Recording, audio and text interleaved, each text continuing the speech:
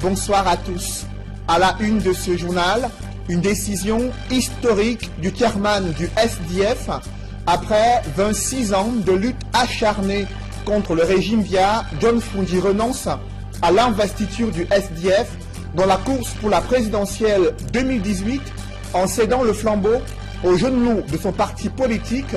Cette figure de l'opposition envoie un signal clair en cette année électorale.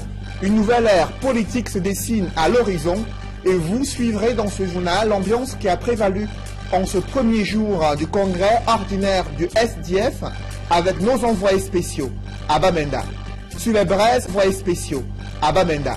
Sur les braises ardentes de la crise anglophone, le chef suprême des armées réagit à la suite de l'escalade de la violence meurtrière et des attaques perpétrées contre des soldats sur le théâtre de la crise anglophone. Une 5e région militaire interarmée et une 5e région de gendarmerie viennent d'être créées avec un poste de commandement à Bamenda. Paul Biya vient ainsi d'opérer une réorganisation profonde du haut commandement militaire. La quintessence de ce décret présidentiel, c'est à suivre au cœur de ce journal.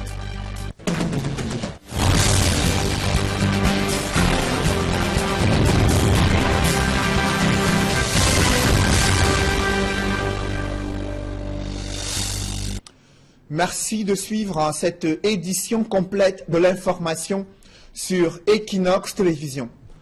C'est un discours historique du chairman du SDF après 26 ans de lutte acharnée contre le régime Biya.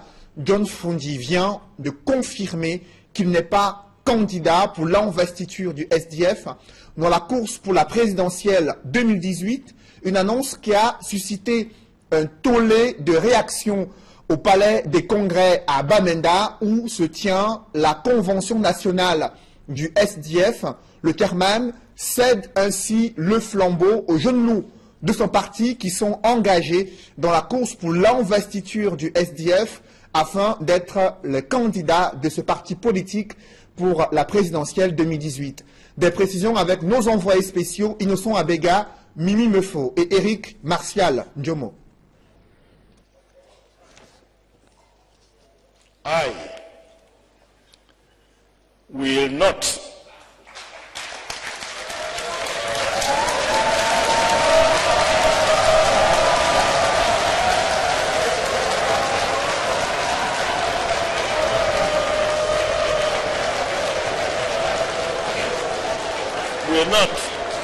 be presenting my candidature to be the flag bearer, as I've always done in the past. I have decided to leave the competition to the younger cadets in the party.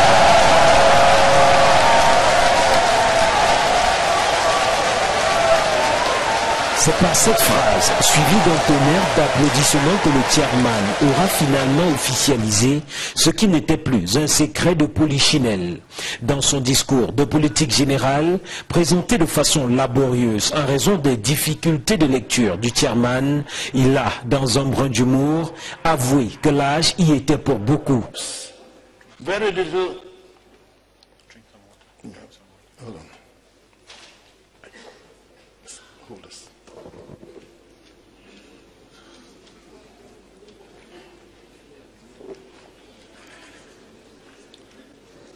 You see what old age can do to a man, right? But you still need your old people, you know. Okay. Ce congrès, qui revêt désormais un caractère historique, s'est ouvert en présence de Titus Edzoa, présenté comme invité du chairman et de nombreuses autres personnalités. 1446 congressistes ont été enregistrés en ce premier jour, ceci suit les 2004 attendus. Petit fait intriguant, dans cette maison du parti RDPC de Bamenda qui abrite des travaux, les portraits du chairman Ni John Fundi et du chef de l'État côte à côte. Cette première journée des travaux a aussi été marquée par le mot d'ordre de ville morte, largement suivi par les populations. Les commerces sont restés fermés alors que de nombreux véhicules ont stationné tout au long de la journée. Ce mot d'ordre est l'œuvre de quelques activistes de l'association qui ne voulaient pas de ce congrès dans la ville de Bamenda. Vous l'avez suivi, Ni John Fundi vient d'envoyer un signal clair en cette année électorale en renonçant à l'investiture du SDF dans la course à la présidentielle 2018. John Fundi cède la place aux jeunes loups, aux dents longues qui vont se battre dès demain, vendredi, pour obtenir l'investiture du SDF pour être candidat à l'élection présidentielle 2018. Comment les militants du SDF ont-ils accueilli cette annonce du chairman du principal parti de l'opposition au Cameroun? Élément de réponse avec ce reportage de nos envoyés spéciaux Innocent Abega, Mimi Mefo et Eric Martial Diomo. À la fin de ce premier jour des travaux du congrès du Social Democratic Front, il faut dire que ce sont des congressistes tout heureux qui sortent de cette salle, congressistes heureux parce qu'ils ont vécu l'histoire de cet homme charismatique, l'histoire de ce leader de l'opposition qui a décidé solennellement devant ces près de 1400 congressistes de ne pas se présenter pour la prochaine élection présidentielle, quelque chose véritablement d'historique quand on sait que dans la plupart des partis politiques, eh bien, les leaders s'accrochent et se représentent. Justement, autour de moi, ils sont nombreux, ces congressistes du Social Democratic Front. Bonsoir, monsieur. Alors, que dire au sortir de ce premier jour et surtout au sortir de cette déclaration du chairman? Nous sommes très fiers. Et beaucoup se posent la question si l'on aura désormais droit à un SDF nouveau avec ce chairman qui n'est pas candidat pour la course à la présidentielle. Certainement vous, en tant que militant du SDF qui vient de la région de l'Ouest, on peut s'attendre au sortir de ce congrès à voir un nouveau SDF émerger. Un nouveau SDF, c'est le souhait de tous les militants du SDF. Nous ne voulons pas changer le parti, mais avoir les idées rénovées. Nous sommes très heureux de la déclaration du chairman. Le chairman a apporté une pierre plus élevée dans la construction de ce pays. Nous lui devons beaucoup de respect. Merci. Alors, est-ce qu'on peut dire, vous êtes jeune, vous êtes du littoral, est-ce que vous vous attendiez à une telle sortie de la part du chairman? Et on a bien entendu, mais c'est très bon, c'est un très bon exemple que le chairman a montré pour le pays, pour céder l'espace aux jeunes. Et c'est ce que nous tous, les jeunes, on attendait et il nous a donné. On est très satisfaits. Ainsi s'achève donc cette première journée de ce congrès du Social Democratic Front ici au Congress Hall de Bamenda. Un congrès ou une première journée au cours de laquelle la déclaration forte faite par le chairman Ni John Fundi aura donc mis en branle pratiquement tous les congressistes. Pour le chairman, il est désormais question d'aller assez vite. C'est une course contre la montre qui va s'engager pour le compte de la deuxième journée. Une deuxième journée qui est partie pour être la dernière, puisque lors de cette deuxième journée, l'on suivra tour à tour l'élection des membres du National Executive Committee et l'élection du porte-flambeau du Social Democratic Front pour la prochaine élection présidentielle. Vous l'avez suivi avec nos envoyés spéciaux à Bamenda. Restons dans le chaudron de la crise anglophone. Bamenda qui abrite désormais des postes de commandement de la 5e région militaire interarmée et la 5e région de gendarmerie. C'est une décision du chef suprême des armées, Paul Biya, réagit ainsi à la suite de l'escalade des violences meurtrières et des attaques perpétrées contre des soldats sur le théâtre de la crise anglophone. Le président de la République a signé une série de décrets visant à réorganiser le commandement militaire et plusieurs composantes militaires au Cameroun. Évocation avec Nana Paul Sabin et Farel Bounia. Paul Biya n'a pas fait la sourde oreille. Dans la guerre qui oppose les forces de défense aux sécessionnistes dans les régions du sud-ouest et du nord-ouest, des soldats sur le terrain des opérations avaient émis, selon des sources crédibles, le vœu de l'éclatement en deux de la deuxième région militaire interarmée et la nomination de nouveaux commandants pour une offensive efficace contre les terroristes. Le président de la République, chef des armées, a donc décidé d'éclater la deuxième région militaire interarmée numéro 2. Auparavant, cette deuxième région avait pour ressort territorial les régions du littoral, de l'ouest, du nord-ouest et du sud-ouest, avec poste de commandement basé à Douala. Désormais, cette deuxième région militaire interarmée comptera seulement 2 régions, à savoir le littoral et le sud-ouest. Les 2 autres, l'ouest et le nord-ouest, forment une nouvelle région dénommée 5e région militaire interarmée avec poste de commandement basé à Bamenda. Un autre décret présidentiel fait un découpage identique pour ce qui est de la deuxième région des gendarmeries. Pour commander la nouvelle 5e région militaire interarmée qui couvre l'ouest et le nord-ouest, le chef de l'État a nommé le général de brigade Aga Robinson.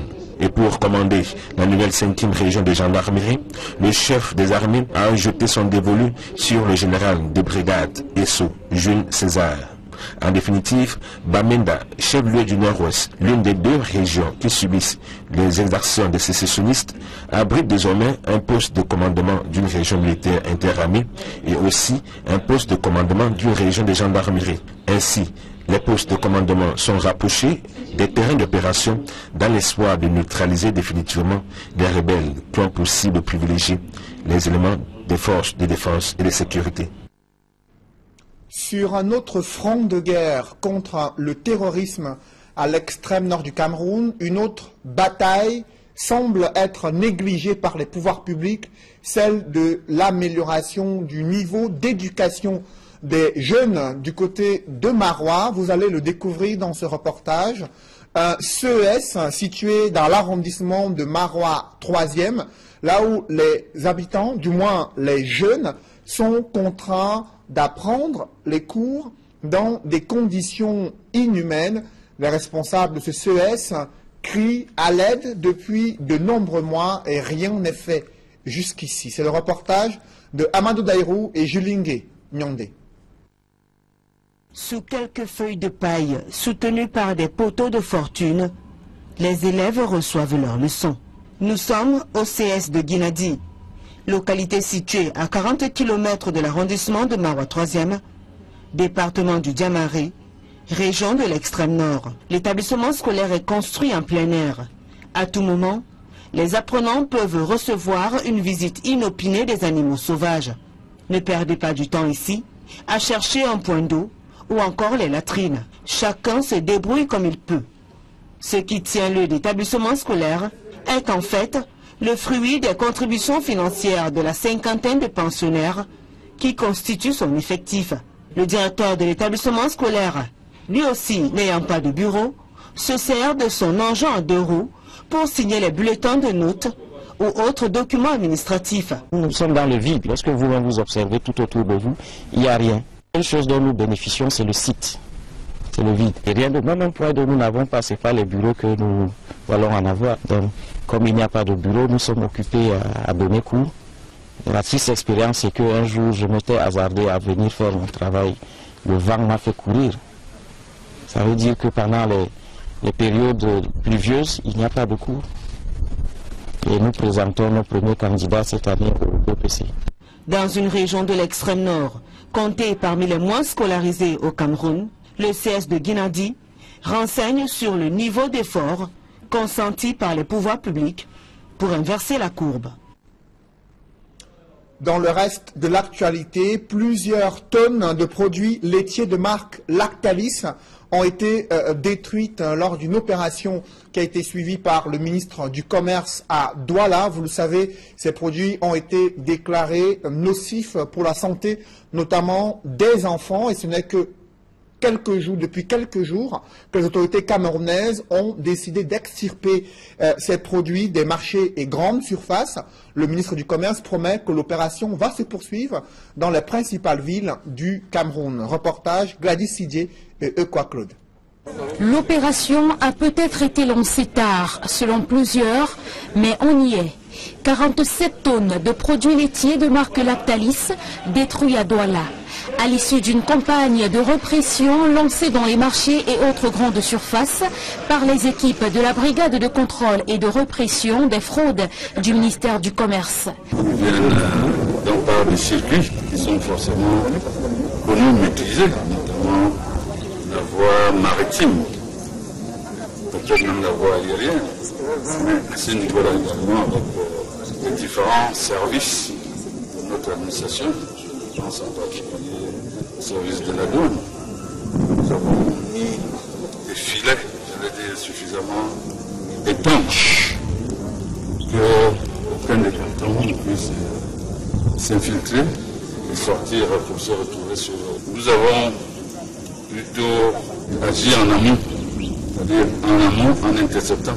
Parmi ces produits, il y a des conteneurs, il y avait des conteneurs, des produits qui n'étaient même pas encore distribués sur le marché. Il y en a qu'on a retrouvés dans les grandes surfaces, dans les marchés. Nous le ferons avec détermination, nous devons protéger nos consommateurs. L'opération de saisie et de destruction de ces produits est une action qui doit se pérenniser selon les défenseurs des droits des consommateurs au Cameroun. Alors, ça va servir d'exemple parce que auparavant on se demandait où allaient les produits périmés dans ce territoire camerounais. Alors ça c'est un coup de chapeau à qui nous disons merci, mais il faut attirer l'attention des consommateurs. Ils doivent être vigilants pour ne plus tomber dans ce gabegie. Il y a eu 47 tonnes saisies, mais on se dit que c'est pas tout. Il y a encore dans les marchés, surtout dans les coins reculés du village. Les ménagers en consomment, les nourrissons en consomment. Si l'initiative est ici saluée, les consommateurs décrient tout de même la communication faite autour de cette opération. Il reste difficile d'identifier les produits dangereux. Les opérations de contrôle vont se poursuivre et s'étendre dans d'autres localités, même les plus reculées, à en croire le ministre du Commerce. Comment soutenir les communautés engagées dans des activités génératrices de revenus? La banque Afriland First Bank a développé des programmes de microfinance qui portent déjà leurs fruits dans plusieurs localités au Cameroun. Reportage. L'instant était bref, mais suffisant pour marquer l'histoire de l'arrondissement de Kolmetet, qui est désormais connecté au monde financier international via le réseau MC2, Entendue Mutuelle Communautaire de Croissance. Après quelques années de gestation, voici que le rêve est devenu réalité, au grand bonheur de ceux qui ont porté et cru au projet, à l'instar du patriarche Martin Bangangele. Nous sommes fiers de vivre cet instant où les populations rurales se réveillent, se mobilisent pour participer à cet effort qui tend vers le bien-être. Le développement ne peut pas vous trouver étant endormi, les bras croisés. Il faut être actif pour que vous puissiez donc réellement vous développer. Et c'est pour ça que, avec cette naissance de MC2, d'un Kolmetet, nous espérons que toutes les populations de Nyon et Sceaux puissent vraiment se mettre debout et aller vers le développement. C'est notre espoir et je crois qu'avec un peu plus de volonté, nous y arriverons. Avec la MC2 de Kolmetet, la 4e du genre dans le département du Nyon et Sceaux, les populations disposent désormais d'une précieuse clé, celle qui leur ouvre grandement les portes du développement. Tant il est vrai que le modèle MC2 offre une gamme variée d'instruments financiers adaptés, qu'il s'agisse de l'épargne, du crédit, du transfert, d'autres services bancaires et même de la micro-assurance. C'est une banque qui se veut une banque qui suscite le développement, une banque qui accompagne les populations et une banque qui vient affranchir les populations de la pauvreté. Nous avons reçu beaucoup de promesses d'accompagnement financier et nous pensons les mettre à la disposition des populations pour un développement tout azimut. Le tout premier top management de la MC2 de Kolmetet a du pain sur la planche. En mettant sur pied votre MC2, vous avez décidé de déclarer la guerre à un ennemi redoutable. Cet ennemi, c'est la pauvreté et son cortège de misère. Cette guerre, c'est la guerre pour la dignité de notre communauté. Cette déclaration de guerre est une victoire. En continuant de mettre ensemble les moyens et les compétences de notre communauté, la pauvreté à Colmetec ne sera demain qu'un triste souvenir. En exaltant cette approche endogène de développement, le gouvernement a invité les populations à adhérer massivement au concept. Quant au conseil d'administration, il doit faire preuve de transparence, d'équité et d'honnêteté afin que les résultats escomptés soient atteints. La MC2 constitue un partenariat gagnant-gagnant entre le gouvernement et le secteur privé au bénéfice des populations. Ce que nous avons donc donné comme conseil, c'est que à partir du moment où cette institut leur appartient, ça deviendra ce que eux-mêmes voudront que ça devienne. C'est pour ça qu'ils devront d'abord épargner et en plus avoir des crédits et rembourser les crédits. Aux gestionnaires, nous leur avons dit de gérer en bon père de famille parce que ce sont des fonds privés qu'on met à leur disposition. Mise en route depuis 1992 avec le soutien technique d'Afriland First Bank et de l'ONG ADAF, le modèle MC2 est une réussite sur toute la ligne.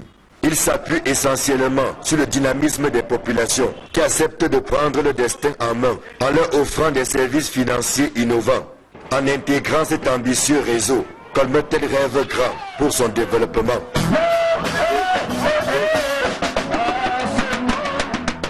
Malgré son riche potentiel en ressources halieutiques, la presqu'île de Manoka peine à tirer profit de cette opportunité économique. Le ministre de l'économie, de la planification et l'aménagement du territoire s'est rendu sur place pour toucher du doigt la nécessité de construire une unité spécifique de conservation des poissons afin de réduire les pertes et aussi de pouvoir mettre fin à l'importation massive des poissons au Cameroun. Un protocole d'accord a été signé entre les autorités camerounaises et les autorités locales en vue de la construction de cette unité de conservation des poissons sur la presqu'île de Manoka. Je vous propose à présent d'écouter l'enjeu de ce protocole d'entente entre le ministère de l'économie et la presqu'île de Manoka, le ministre de l'économie, de la planification et l'aménagement du territoire, Louis-Paul Motazé. Il se fait que Manoka, c'est une île. Cela signifie donc qu'il y a une particularité propre à Manoka, toutes les îles. Manoka, comme je l'ai dit, a un problème existentiel, c'est-à-dire avec les phénomènes de changement climatique, avec le phénomène du fait que la mangrove est attaquée parce qu'il y a des gens qui coupent le bois pour fumer le poisson, etc. Manoka est menacée pour sauver même l'île. C'est la première chose. La deuxième chose, c'est qu'il y a une activité principale ici, c'est la pêche. Activité qui est principale, qui est importante non seulement pour Manoka, mais également pour l'économie du pays. Parce qu'il faut le rappeler, l'importation encore grande du poisson par notre pays contribue à déséquilibrer la balance commerciale. Comment donc faire pour aider les populations de Manoka dans cette activité principale qui est la leur? D'où la signature, comme vous l'avez vu, d'un protocole d'entente qui nous permet d'apporter à peu près 780 millions de francs CFA pour une construction d'une usine qui permettra de produire de la glace pour la conservation des poissons. Et on se rend compte que très vite que Manoka peut être un paradis touristique, ce qu'on peut appeler le tourisme vert. Et nous pensons qu'une action devrait également être faite dans ce sens-là pour transformer effectivement ce site. Mais ça nécessite la construction de certaines infrastructures. Ça nécessite qu'on finisse les travaux de construction du débarcadère. Cette année, nous avons délégué encore des crédits, à peu près 350 millions de francs CFA pour terminer la construction du débarcadère. Parce qu'il faut bien que les gens arrivent. Pour pas qu'on ne puisse venir que grâce aux moyens du BIR, que nous remercions déjà, qui fait déjà un gros travail. Mais on peut construire, on peut aider à faire en sorte qu'il y ait des moyens de transport pour les populations, pour celles qui veulent aller vendre des produits à Douala, etc., etc. Des juges sont appelés à faire bon usage des nouvelles peines alternatives et cultiver le pardon. C'est une recommandation du premier président de la Cour suprême, Daniel Mekobe-Soné, a mené une profonde réflexion sur la lutte contre la criminalité au Cameroun. C'était lors de la rentrée judiciaire 2018 à Yaoundé, rentrée solennelle de la Cour suprême. Joël Sengue et Marcelin Gansop. Dans une salle d'audience pleine à craquer, le premier président de la Cour suprême fait une incursion dans la politique criminelle du Cameroun et demande aux juges de cultiver l'esprit du pardon. Daniel Mekobe-Soné les encourage à faire de plus en plus un bon usage des peines alternatives prévues par la loi, au lieu d'envoyer systématiquement en prison les personnes reconnues coupables des faits qui leur sont reprochés. Autant il fait peur et sanctionne, autant la loi lui donne la possibilité de faire preuve de clémence. Le juge n'est pas un ministre de culte, mais en prêtant serment devant Dieu, le juge s'engage à être miséricordieux dans l'accomplissement de sa mission. Le pardon du juge passe par des circonstances atténuantes, des excuses atténuantes, les peines alternatives et la dispense de la contrainte par corps. Un pardon qui, selon le premier président de la Cour suprême, s'est déjà manifesté à travers plusieurs décisions rendues par les juridictions, à l'instar du tribunal criminel spécial. Depuis la création du tribunal criminel spécial, plusieurs accusés ont déjà bénéficié de ce pardon. C'est ainsi que 61 décisions d'arrêt de poursuite ont été rendues à ce jour. Lorsque le juge a fini sa saisine au niveau de la Cour suprême, il a fini sa mission. La Constitution donne toute latitude au président de la République d'accorder la grâce à l'accusé définitivement condamné. Parfois la grâce, qui vient du mot latin gratia, qui veut dire bienveillance, permet de corriger les erreurs judiciaires lorsque la décision est définitive. Elle empêche donc un recours en révision. Avant cette réflexion sur la place du pardon dans la mise en œuvre du droit pénal au Cameroun, c'est le procureur général près la Cour suprême qui a d'abord entretenu l'auditoire. Luc Diodo s'est apaisanti sur la défense sociale face au défi du terrorisme devenu une menace planétaire. Le combat contre le terrorisme rentre dans la recherche d'un équilibre entre le désir de sécurité et le désir de liberté. Dans ce combat, il est universellement reconnu que le respect des droits de l'homme constitue un allié indispensable. Les États se donnent le devoir de ne limiter ce combat que dans le cadre de ce qui est nécessaire et prévu par le droit international, notamment en ce qui concerne le recours à la force. La lutte contre ce fléau fait jaser, dans la mesure où plusieurs atteintes aux droits de l'homme et aux droits humanitaires sont régulièrement relevées. Et l'ECAM compte veiller à la prise en compte de l'approche genre dans les déclarations de candidature pour les sénatoriales 2018. Eno Abraham Egbe a fait cette promesse aux activistes politiques féministes qui sont engagés pour l'implication des femmes dans la gestion de la vie publique au Cameroun. Elle souhaite que le président du Conseil électoral rejette toutes les listes de candidatures non inclusives pour les sénatoriales 2018. Joël Sengue et Marcelin Gansop.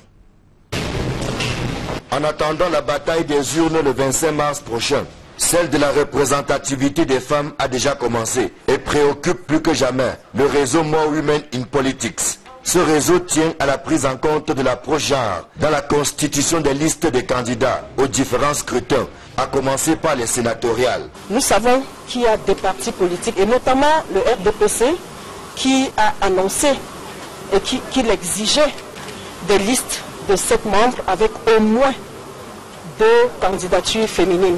2 femmes, ça fait 28% déjà. Pour les têtes de liste gender sensitive que nous avons sensibilisées, nous espérons qu'ils comprennent bien le sens du mot au moins, pour dire que rien ne les empêche, n'est-ce pas, d'aligner plus de 3, plus de 4, afin qu'au soir des élections, nous réalisions au minimum 30% des femmes au Sénat.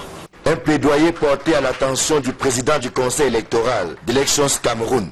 Ce dernier a pris l'engagement de veiller à ce que les femmes ne soient aucunement lésées dans la composition des listes de candidats, dont le délai de dépôt est fixé pour ce 22 février à minuit. Cette visite vient à point nommé parce que dans les toutes prochaines journées, nous allons commencer les examens des différentes candidatures. Nous avons rassuré Madame Dufo qu'elle ne faut pas être fait pour que la prochaine soit respectée. L'article 171 du Code électoral consacre la prise en compte du genre dans l'accès aux fonctions délibératives et aux mandats électoraux. Mais en l'absence d'un texte d'application du chef de l'État, il sera difficile pour les femmes de voir le bout du tunnel. Mais nous avons aussi convoqué ce précédent qui a été connu, révélé en 2013 sous la magistrature de l'ancien président du Conseil électoral et qui a permis aux femmes d'accéder massivement à l'Assemblée nationale. Parce que je l'ai dit tantôt, dans les circonscriptions à 2 sièges, forcément, il fallait un homme et une femme, et forcément et implicitement, on était en train de réaliser la parité. Rien n'empêche le Conseil électoral de prendre des décisions du point de vue du droit, des décisions exégétiques découlant de l'interprétation de la loi. Malgré ces pesanteurs qui profitent à la gente masculine, le réseau More Women in Politics poursuit son plaidoyer pour qu'on en arrive à l'adoption d'une loi sur la parité au Cameroun. Précisons que des émissaires des formations politiques se bousculent déjà à la direction générale d'Elecam pour le dépôt des candidatures en vue des sénatoriales 2018. Le RDPC dit avoir bouclé ce dépôt des candidatures depuis près de 16 heures. Les autres formations politiques étaient encore en train de rassembler toutes les pièces nécessaires pour le dépôt des dossiers de candidature pour les sénatoriales 2018. Ils ont jusqu'à minuit ce jeudi. Dans l'escale internationale du 20h, Georges Weah à la recherche des financements et des investisseurs pour le redécollage économique du Libéria. Le président de ce pays de l'Afrique de l'Ouest est en France et il a mobilisé le monde du sport et le patronat français en vue de les inciter à investir dans son pays. Des précisions avec Carlos Minoé et Kate Diarra.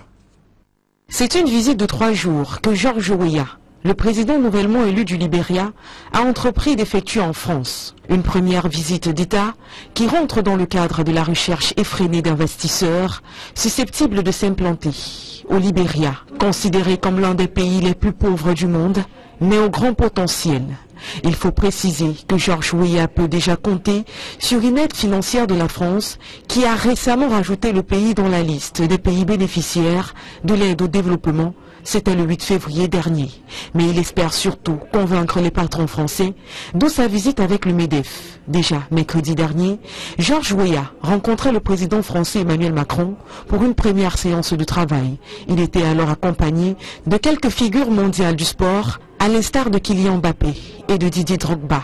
Ils ont parlé de sport, mais aussi de développement économique. Au sortir de la séance de travail, les deux présidents ont annoncé le lancement d'une plateforme de développement basée sur les sports. Georges Weah a également plaidé pour l'amélioration de l'éducation, la santé, du développement de l'emploi au Libéria, pays miné par la pauvreté, les traumatismes de la guerre et des maladies telles que Ebola.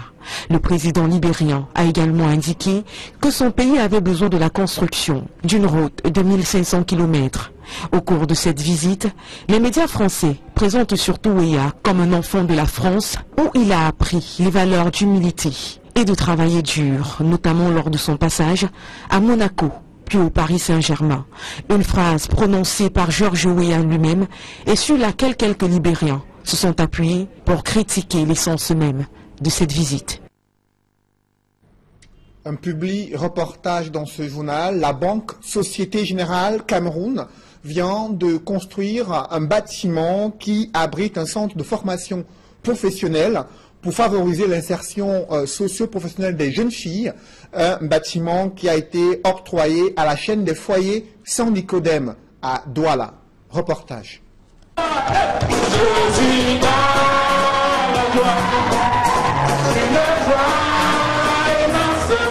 L'histoire d'amour qui existe entre Société Générale Cameroun et la chaîne des foyers Saint-Nicodème se consolide davantage.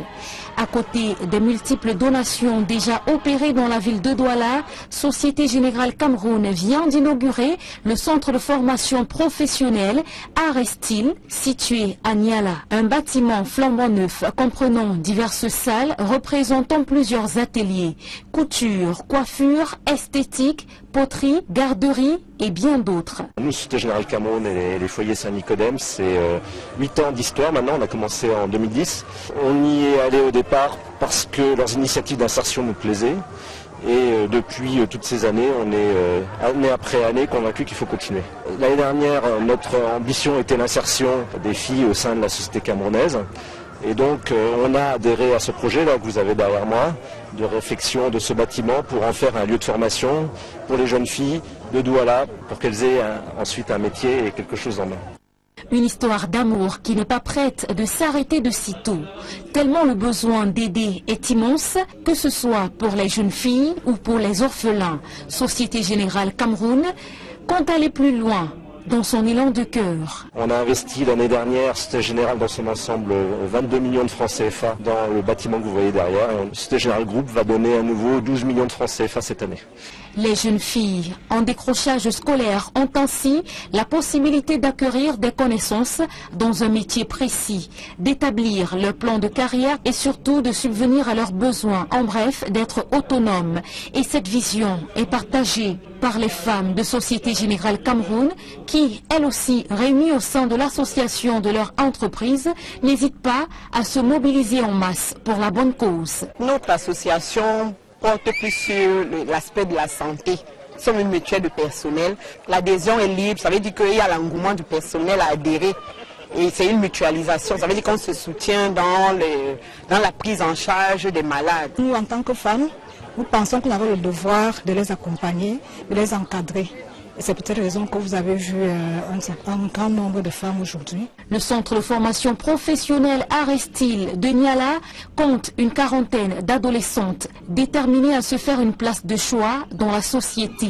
On réadmet, n'est-ce pas, des jeunes à la découverte, n'est-ce pas, de l'entreprise à travers la Société Générale. Donc ça, c'est une des choses hyper importantes dans ce nouvel engagement de la Société Générale. Bien sûr, le soutien financier, et comme vous aviez vu ici, sans la Société Générale, on ne saurait, n'est-ce pas, arriver à encadrer toutes ces jeunes dont vous voyez. Donc vraiment, nous sommes très contents, très ravis, n'est-ce pas, de ce nouvel engagement de la Société Générale.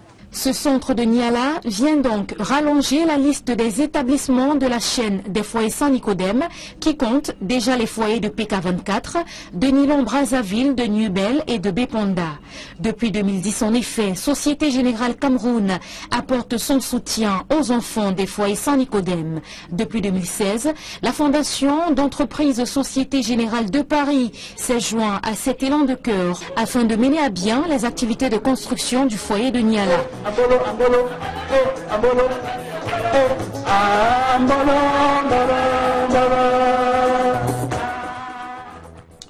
Mesdames, messieurs, c'est la fin de ce journal. Merci de l'avoir suivi. Restez sur Equinox Télévision juste après cette édition du 20h. L'émission Regard Social présentée par Flavien Valodongo. Bonne soirée sur cette même antenne.